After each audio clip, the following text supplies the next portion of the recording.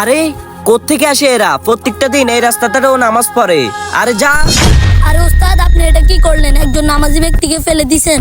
তো কি হবে? আমি জানি না, আমি চলে যাচ্ছি, আমি আর এখানে না। আর যা, তুই চলে যা, না থাকলে কি হবে? বুঝি না নামাজ পড়ে কি লাভ হবে এত? ভাই এটা কোনো আপনি কাজ করছেন? কি করছি? আমি যা করছি ভালোর জন্যই করছি। আপনি কি জানেন এটার জন্য আপনার কতটা ক্ষতি হতে পারে? ও তো খারাপ কিছু করতেছেন, ও তো আল্লাহর ইবাদত করতেছে, তাহলে আপনি কেন ওকে বাধা দিলেন?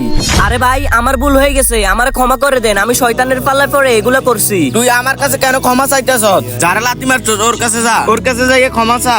আরে ঠিক আছে ভাই, ঠিক আছে, আমি এখনই ওর কাছে যাইতেছি।